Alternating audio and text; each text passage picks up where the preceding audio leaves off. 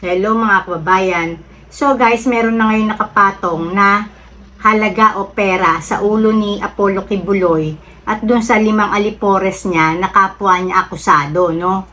Kay Apollo Kibuloy, 10 milyon ang premyo. Kumbaga man may presyo na. Ang sino mang makapagtuturo o makapagsasabi ng mga impormasyon na hahantong sa pagkakahuli kay Apollo Kibuloy ay magkakamit ng premyo na 10 milyon. Ito ay mula sa gobyerno.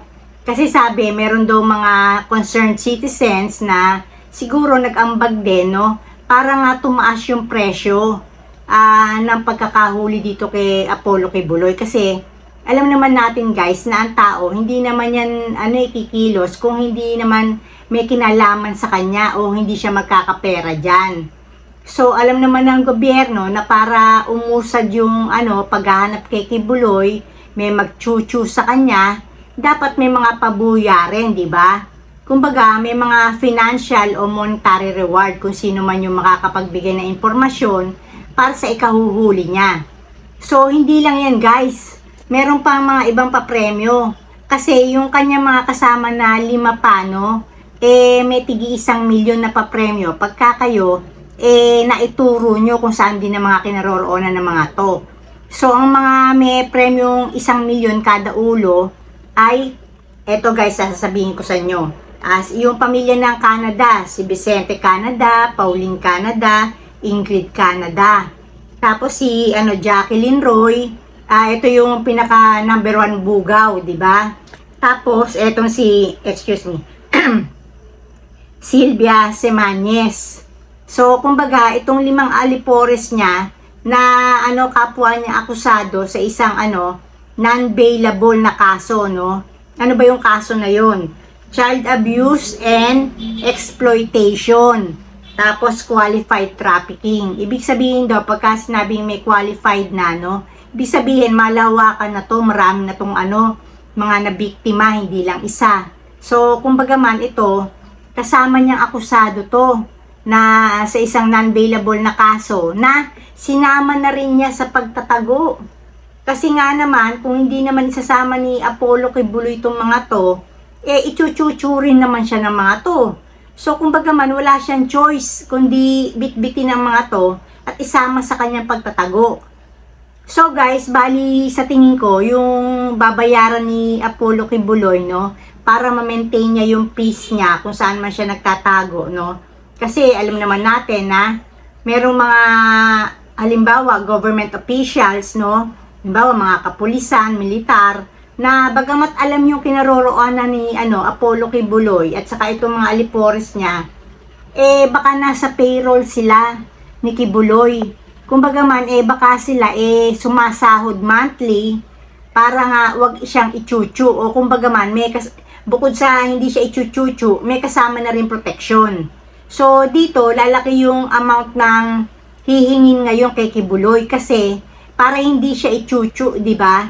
Kasi halimbawa, sasabihin ng mga to, alam nyo guys, itong mga to, pag sila na lang to, prangkahan ng mga usapan ito. Kumbaga man, talagang hihiritan siya ng mga to. Halimbawa, ganito. Paano ba yan, pastor? 10 million na nasa ulo mo. Baka naman pwedeng dagdagan mo naman tong ayuda mo sa amin. O, diba? So, kumbaga man, kung halimbawang dating nagbibigay si Kibuloy, no?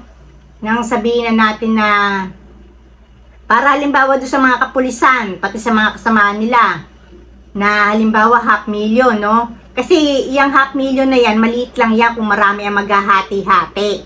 Mula dun sa superior nila, hanggang dun sa mga nila, bataan nila, syempre aambunan yan, para kasi walang magdamdam, walang magchuchu. So, kumbaga man, lalaki ang hihingi nila kay Kibuloy. So, bali, ang magdudusa rin dito, para ma-maintain ni Kibuloy yung kanyang kalayaan, ay yung bulsa niya.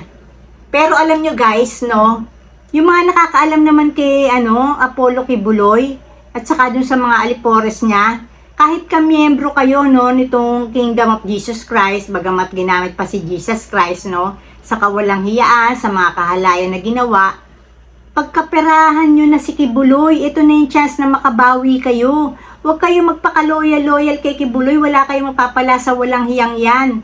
Ang gawin nyo, kung alam nyo talaga kung nasan si Kibuloy, pati yung ibang mga alipores niya, no?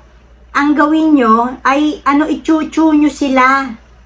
Kumbaga man, pagkaperahan nyo sila. Tapos itong mga kikitain nyo, sa pagturo kay Kibuloy, 10 milyon ba naman? Bali kung isasama mo pa yung 5 alipores niya, kikita kayo ng 15 million. Daig nyo pa tumama sa loto. So kung baga man, ito na yung chance nyo, ituro nyo si Kibuloy. Pati itong mga nagproprotekta sa kanya, ha? Halimbawa, yung mga asawa ng mga kapulsa na to, militar, kumbinsihin nyo na yung mga asawa nyo na ituro na si Kibuloy para pagkakitaan nyo na si Kibuloy. Ang gawin nyo, wag na kayong makontento dun sa halimbawa monthly binibigay ni Kibuloy. Gawin nyo ng lump sum. Kumbaga man lahatin nyo na.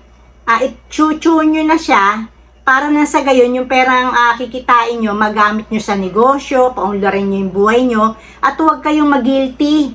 Kasi yung ichuchuchu nyo ay isang problema ng bansa na maraming biniktima, hindi lang dito sa Pilipinas. Yung kawalang hiyaan niya, tumawid dagat pa, tumawid pa sa ibang bansa. So kung bagaman guys, ito na yung chance na magkapera, no? Lalo na kung halimbawa nasa Davao daw, no? Alam naman daw ni ex-president Duterte, ayaw niya lang ichuchu, na dapat makasuhan din niya na obstruction of justice kahit na presidente siya, ex-president, no? Isa rin walang hiyang presidente yan, no? Kumbaga man si ex-president Duterte para sa akin, living devil, no? Naturing ang ama ng bansa, ama ng bayan, pero puro kawalang hiyaan ang ginawa sa panunungkulan niya. So ayun lang guys, no? Sinasabi ko lang sa inyo na chance na magkapera to. Kung alam nyo kung nasan si Kibuloy, pati yung 5 alipores niya, ichuchu nyo. Gamitin nyo yung pera sa ikabubuti, ikaunlad ng buhay nyo. So, dito na ako guys, and blessings everyone. Bye!